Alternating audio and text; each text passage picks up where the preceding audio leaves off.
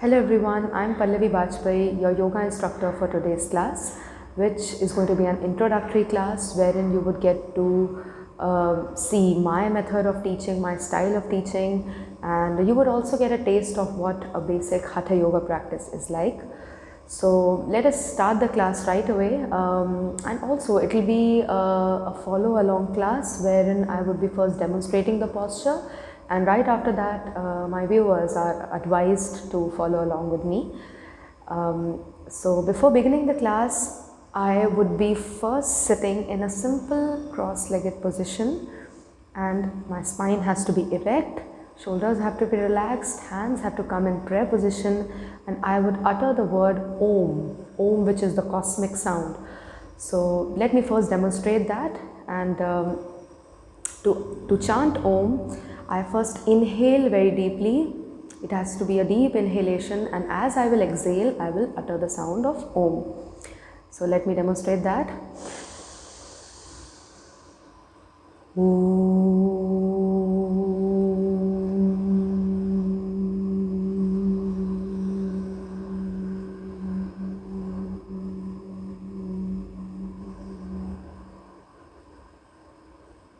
Now I urge my students, my viewers to follow along with me.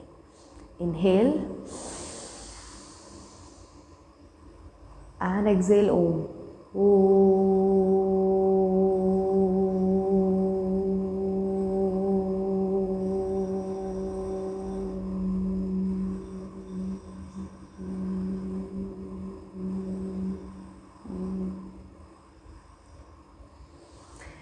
So this was the utterance of Om. Now we are ready to begin the class, and the first sequence of asanas that I would be demonstrating, it's a set of 12 asanas, of 12 postures compiled into what is known as the Surya Namaskar or Sun Salutation.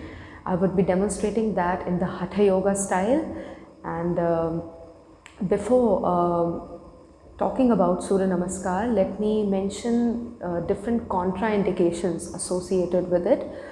Contraindication, the meaning of contraindication in yoga is wherein a posture that is intended to benefit us would, instead of benefiting us, it would harm us. That would be a contraindication.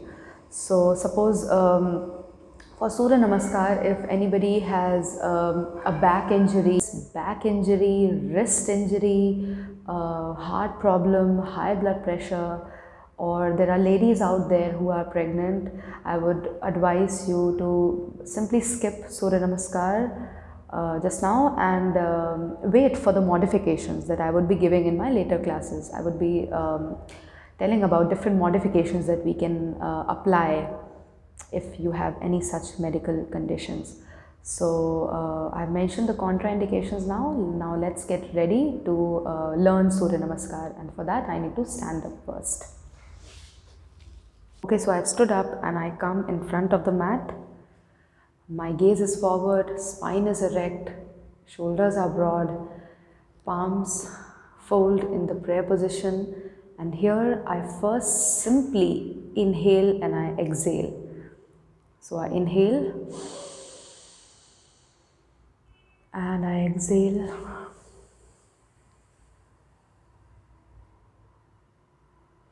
This is the first posture of Surya Namaskar.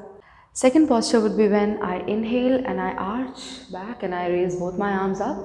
And yes, we must remember that in Surya Namaskar, when we bend back, we inhale, and when we bend forward, we exhale. So second posture, inhale, bend backwards, arch back, raise both the arms up. Third posture, exhale, standing forward bend, simple standing forward bend. We bend forward, try to touch our hip with the knees. Now inhale, left leg forward, gaze straight, right leg back. Now as we retain the breath, we come into a plank position. Now exhale, the Shashtanga Pranam. Inhale, this is a simple cobra position. And exhale, inverted V or downward facing dog posture. Now inhale, right leg forward, left leg back. Exhale, standing forward bend. Inhale, arms up, arch back. And exhale, prayer position. For a little more clarity, I'll be repeating what I did just now. Prayer position, inhale and exhale. Inhale, arms up, arch back.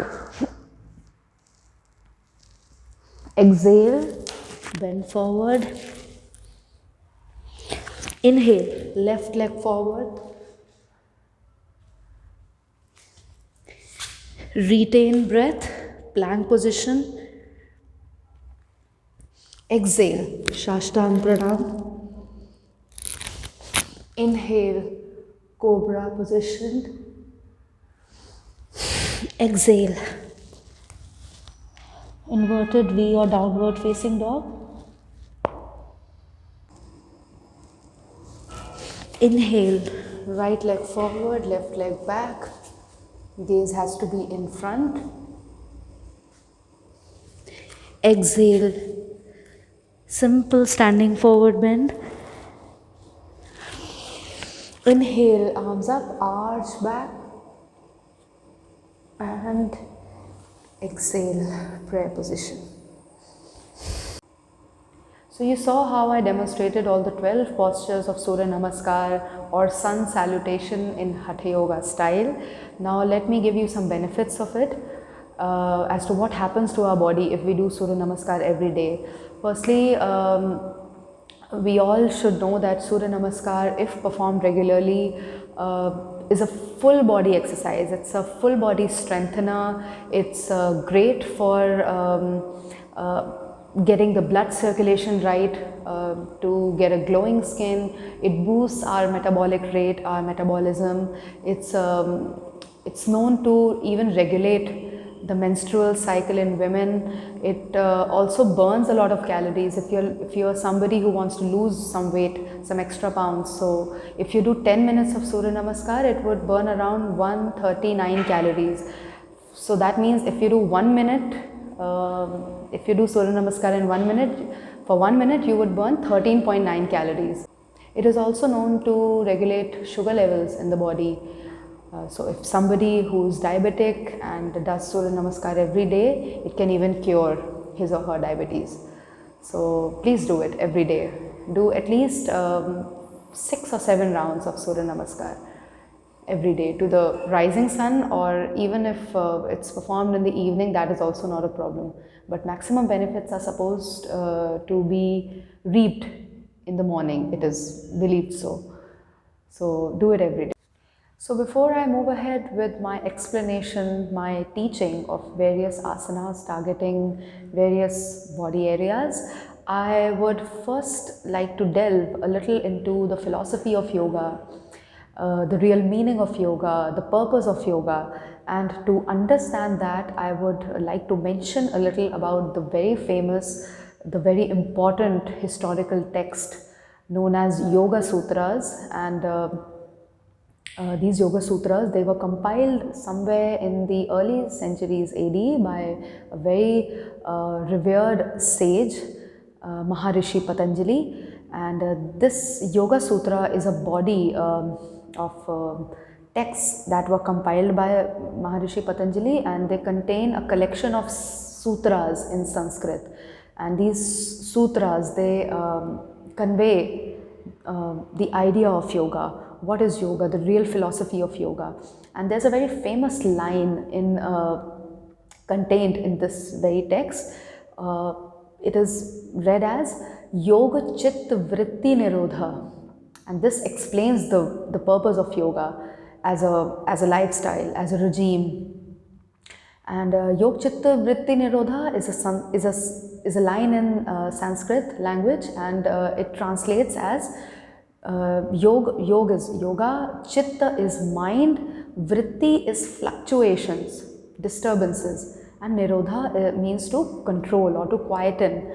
So it means yoga chitta vritti nirodha means yoga removes all the obstacles, fluctuations, and disturbances of mind. So in this one liner, the entire purpose of yoga is explained by Maharishi Patanjali. Our mind has been described as a monkey, that it keeps wandering and it doesn't get into one place. So yoga as a philosophy, it aims to still our mind, to quieten our mind, to help us reconnect with the ultimate reality, with our breath, with our conscience, and ultimately our goal is towards self-realization and to connect with the higher reality, with the ultimate reality. So this line explains everything. And as you would do yoga, as you would perform these asanas, pranayams, kriyas, everything that is embodied in this regime of yoga, you would understand what Maharishi Patanjali has intended to convey. Before performing various asanas lined up in today's sequence of mine, I would be doing little bit of sukshma vyayam or warm-up exercises. And the first sukshma vyayam I would be performing is going to target my neck. It's a very simple head rotation exercise. So for that, I simply need to sit straight. I need to close my eyes and turn my head. I need to rotate my head about 5 times clockwise and 5 times anti-clockwise. So let's begin.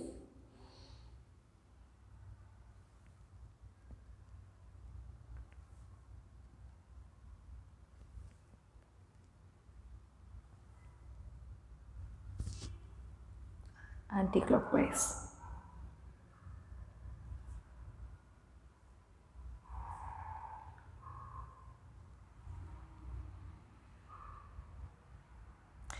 So this was head rotation. Now I'll do another sukshma vyayam that would target my shoulders. So let us do it together.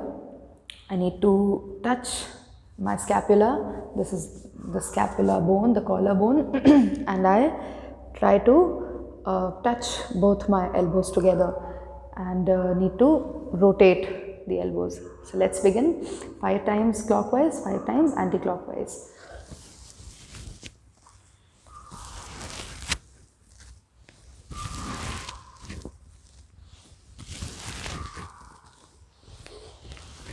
And now anti-clockwise.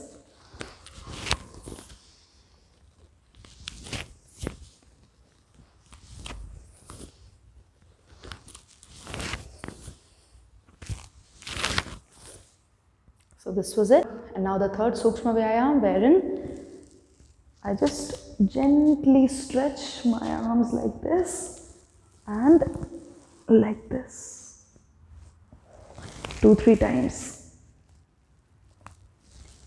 Right and left. So it's a great recharge for the entire spine, my shoulders, my neck. All these areas are targeted. Now let us move on to the real asana sequence. The first asana in today's sequence targets the hips primarily, the pelvic floor, the pelvic region, and its name is Baddha Konasana or cobbler's pose or simply butterfly pose, wherein I would be sitting like this, like a butterfly. I need to bring both my feet together. Let me sit a little straight facing the camera. I need to make sure that the 2 big toes touch together, the heels touch together, and I need to grab my feet like this. Spine has to be erect, eyes can be closed and they can be open as well. And now I sway my legs like this, like a butterfly. So I can do this 10 times. 1, 2, 3, 4, 5, 6, 7, 8, 9, and 10. I can do this quickly as well, like a butterfly does. or I can just simply sit in a calm, meditative focus. One thing I need to tell my students that please don't press your knees like this.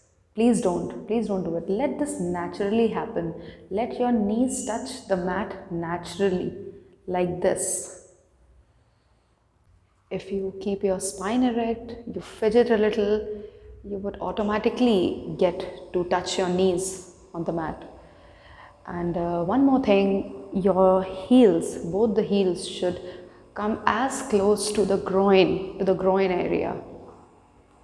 Make sure that your knees are very close to the groin. And this is the full posture that you need to attain. Benefits of this posture, okay, you can come out of the pose if you feel like, if you cannot hold it for too long. Benefits of butterfly pose are numerous. It's amazing to increase the range of motion in the hip joint. It increases the hip flexibility. Those who have stiff hips, the pelvic region is quite stiff. This pose is a great starter. And also those ladies who are pregnant and they are looking forward to deliver their child naturally, this posture is great for childbirth as well. It also strengthens the lower back, it soothes the mind, energizes the body. It also is great for the thighs, and it regulates the menstrual cycle in women. So all these are various benefits of butterfly posture. Now let's perform the next asana in this sequence, which is child pose or balasana. For balasana, contraindication includes a knee injury. If you have had a knee injury recently or a knee surgery, knee replacement, please avoid it. And also, if you are pregnant, please skip this posture for today. I would be giving modifications in my later videos, in my later classes. So with the child pose, you must have experienced how relaxing it is, and it just gives us back that energy to be moving forward to the next asana. It's a wonderful resting posture. To perform child pose, I simply sit in between the two heels. Big toes are touching, as you all can see. Thighs have to be together, neck has to remain neutral, breath has to be normal, it has to be calm, it has to be steady. And as I bend forward, forehead has to be rooted on the mat, and my two arms have to be beside the thighs. So I inhale, and as I exhale, I place the forehead on the mat and arms have to be completely relaxed, placed beside the thighs. This posture gives us a chance to stop and to reassess and to reconnect with the inhalation and exhalation process with our breath. It's a great resting posture, and it also relieves back pain. Stay for as long as you like.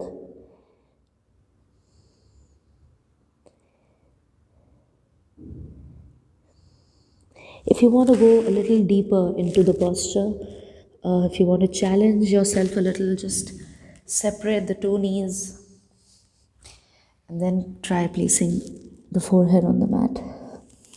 It will give you a gentle stretch, a deeper stretch.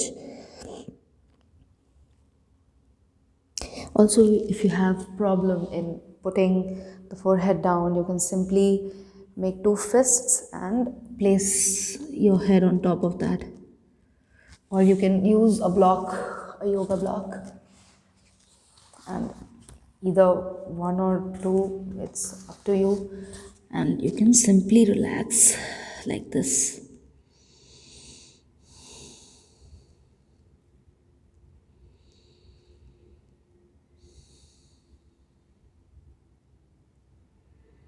My thighs are together.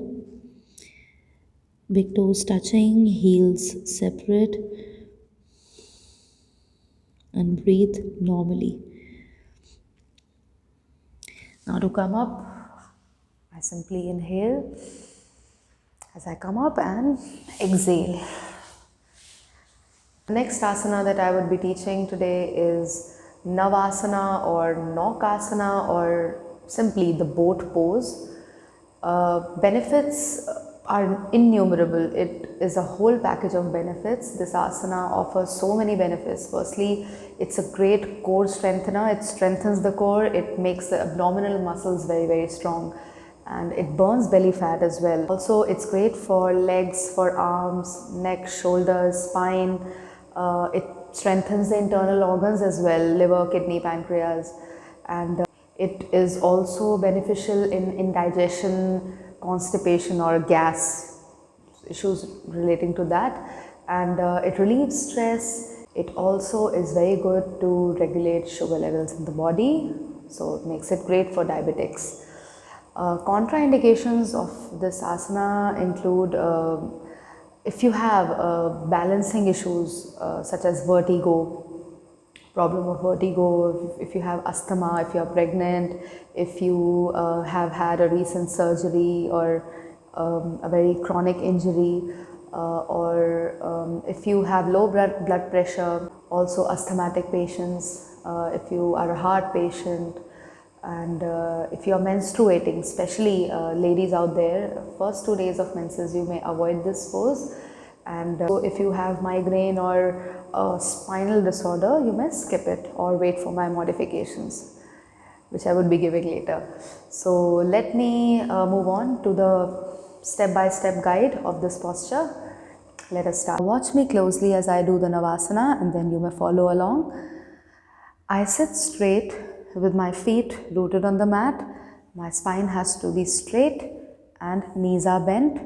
Now, the core has to really engage in the boat pose. The key to boat pose is engaging the core muscles, the abdominal muscles here. Strength has to come from here. So, now engaging the abdominal muscles, I inhale as I bring my calves, the calf muscles, parallel to the mat, and I straighten my arms like this. Arms are also parallel to the floor, calves are also parallel to the ground. And now, to take it further, I straighten the leg and I hold it for 10 breaths, really sucking in the core, sucking in the belly. Strength has to come from here, as I said, and I hold it for a few seconds. And I come back with a straight spine. So you saw how I was deriving the strength from here, as if trying to zip up a jeans and closing its button. So belly really has to suck in and inner thighs have to be engaged. Okay, so let's do it again. Knees bent. Now inhale, I straighten the leg. I hold it for 10 breaths. Chest has to be lifted up, make sure. And balance it well. 1, 2, 3. Core sucks in, belly sucks in, and 5. So this was the boat pose. Next asana is Ushtrasana or the camel pose. Contraindication is simply people who have high blood pressure skip this posture altogether. So let us learn how to do Ushtrasana. For that, I need to stand on my knees. If I'm visible on the camera, I need to stand on both the knees. Knees have to be hip width apart, and the top of the feet have to touch the mat like this, and my fingers have to be on my waist, and as I inhale, I will lean back and I will try to grab hold of the heels, and I have to continue breathing normally. Let me demonstrate how I do it. Fingers on the waist, I inhale and I lean back and try to grab hold of of the two heels, and I look back as much as I can. You may close the eyes if you want, but if you feel a little dizzy, you may open the eyes and focus at a point behind. Breathe normally. Stay here for at least 5 breaths. And to exit, just inhale and come up and sit on the heels. So this was Ustrasana. Let us do it again. I stand on the two knees, knees hip width apart, top of the feet touching the mat. And now fingers are rooted on the waist, and as I inhale, I bend back, arch my back, and I try to grab hold of the heels and I look back and I breathe normally. Stay here for 5 breaths. 1, 2, 3, 4, 5. To exit, come up and relax. This was Ustrasana. Okay, one important point, people who have neck injuries or certain balancing issues like vertigo, you may avoid looking behind. You may simply not look at the ceiling or behind, just continue looking straight like this. Like this. Or you may simply hold the waist and arch as much as you can and then come up. This can be one modification. Camel pose benefits include, since it's a back bend, so it's great for the spine. It relieves the problem of drooping shoulders. It makes your shoulders strong and sturdy. It also eases heaviness of the mind, makes your mind calm and focused.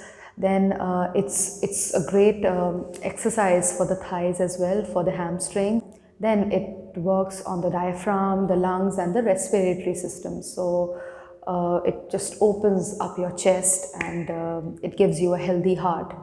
So all these are the benefits associated with the camel pose. Now after the camel pose, since it's a back bend, so we need to do a counter pose after a back bend. So we need to do a forward bend after we finish a back bend.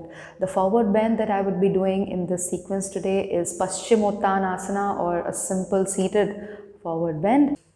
Contraindication for Paschimottanasana is if you have a lower back injury, please avoid it. And just remember not to overstretch the hamstrings. Let me show it how. For Paschimottanasana, or a seated forward bend, we begin with this position of Dandasana. Dandasana is the initial position we need to take for Paschimottanasana. And spine has to be erect, palms are next to the pelvis, lower belly is sucked in and up. This is Dandasana, legs are spread out in front.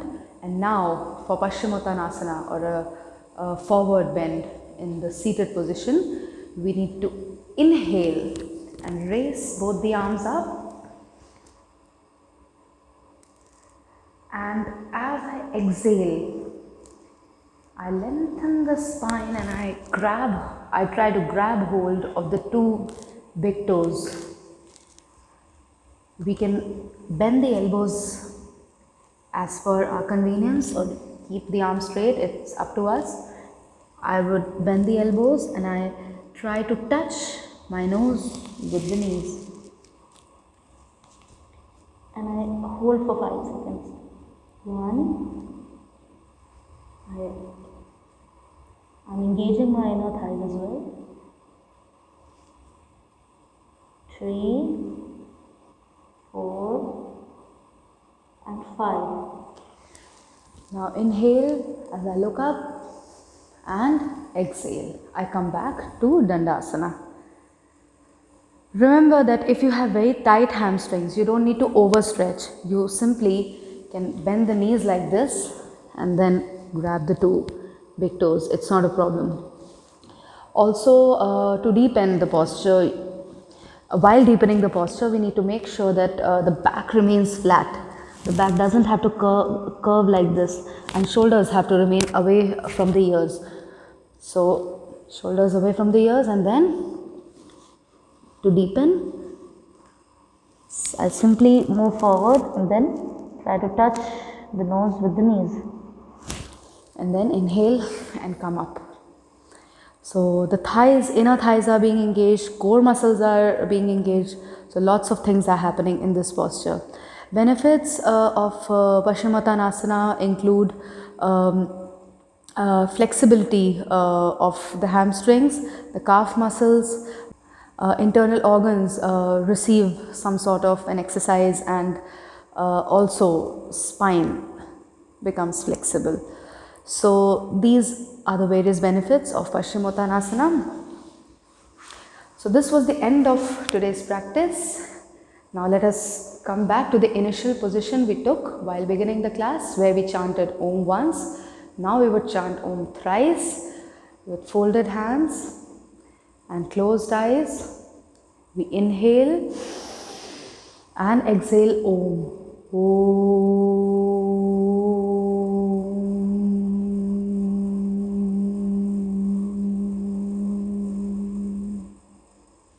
Again, inhale and exhale Om.